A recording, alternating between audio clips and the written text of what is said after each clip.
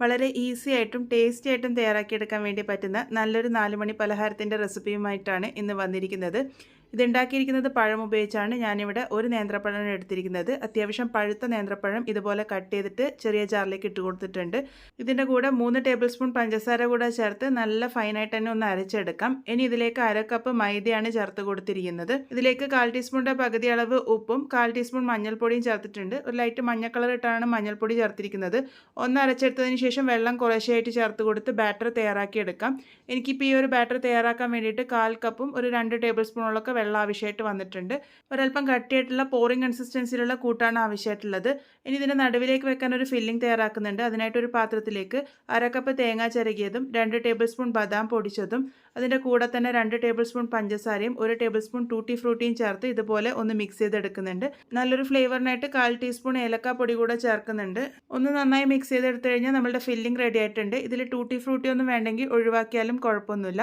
ഇനി നമുക്കിവിടെ ആവശ്യമായിട്ടുള്ളത് ബ്രെഡാണ്. ഞാനിവിടെ ഇതുപോലെ ബ്രെഡ് സ്ലൈസസ് എടുത്തിട്ടുണ്ട്. അതിൻ്റെ അരികുകൾ ഇതുപോലെ കട്ട് ചെയ്ത് മാറ്റിയിട്ടുണ്ട്. എല്ലാ ബ്രെഡ് സ്ലൈസസും ഇതുപോലെ ഒന്ന് പരത്തിയെടുക്കാം. ഇനി ഇതെങ്ങനെയാണ് സെറ്റ് ചെയ്തെടുക്കുന്നതെന്ന് നോക്കാം. ഒരു ബ്രെഡ് സ്ലൈസ് എടുത്ത് അതിൻ്റെ സൈഡിലേക്കായിട്ട് നമ്മൾ തയ്യാറാക്കി വെച്ചിരിക്കുന്ന കൂട്ട് ഇതുപോലെ ഒന്ന് സ്പ്രെഡ് ചെയ്ത് കൊടുക്കാം. അതിനുശേഷം ഇതിൻ്റെ സെൻറ്ററിലേക്കായിട്ട് തയ്യാറാക്കി വെച്ചിരിക്കുന്ന ഫില്ലിംഗ് വെച്ച് കൊടുക്കുക. അതിനുശേഷം ഇതിൻ്റെ മുകളിലേക്ക് അടുത്തൊരു ബ്രെഡ് സ്ലൈസ് വെച്ച് നല്ലപോലെ സീൽ ചെയ്തെടുക്കുകയാണ് ചെയ്യുന്നത്. ഇത് നന്നായിട്ട് ഒട്ടിപ്പിടിച്ച് നിൽക്കാൻ വേണ്ടിയിട്ടാണ് ആ ഒരു അരികിലേക്കായിട്ട് നമ്മൾ തയ്യാറാക്കി വെച്ചിരിക്കുന്ന കൂട്ട് നല്ലപോലെ സ്പ്രെഡ് ചെയ്ത് കൊടുത്തിരിക്കുന്നത്. ഇതുപോലെ ഞാനിവിടെ എല്ലാം തന്നെ റെഡിയാക്കിയിട്ടുണ്ട്. ഇനി ഇത് ഡീപ് ഫ്രൈ ചെയ്തെടുക്കാം. അതിനായിട്ട് കുറച്ച് ഓയിൽ നേരത്തെ തന്നെ ചൂടാക്കാൻ വേണ്ടി വെച്ചിരുന്നു. എണ്ണ നല്ലപോലെ ചൂടായി വന്നതിന് ശേഷം നമ്മൾ തയ്യാറാക്കി വെച്ചിരിക്കുന്ന ആ ഒരു ബ്രെഡ് കൂട്ടിൽ നല്ലപോലെ ഡിപ്പ് ചെയ്തിട്ട് വേണം ഇട്ട് കൊടുക്കാൻ വേണ്ടിയിട്ട്. ഇതുപോലെ നന്നായി കവർ ചെയ്തിട്ട് ചൂടായിട്ടുള്ള എണ്ണയിലേക്ക് ഇട്ട് കൊടുക്കാം. അതിനുശേഷം എണ്ണയുടെ ചൂട് മീഡിയത്തിലോട്ടേക്ക് മാറ്റണം. ഒരു ഭാഗം നന്നായിട്ട് ഫ്രൈ ആയിട്ട് വരുന്നത് വരെ വെയിറ്റ് ചെയ്യുക. നന്നായിട്ട് ഫ്രൈ ആയിട്ട് വന്നതിന് ശേഷം മറിച്ചിട്ട് കൊടുക്കുക. അങ്ങനെ തിരിച്ചും മറിച്ചൊക്കെ ഇട്ട് എല്ലാ ഭാഗവും നല്ലൊരു ഗോൾഡൻ ബ്രൗൺ കളർ ആകുന്നത് വരെ ഇവിടെ ഫ്രൈ ചെയ്തെടുത്തിട്ടുണ്ട്.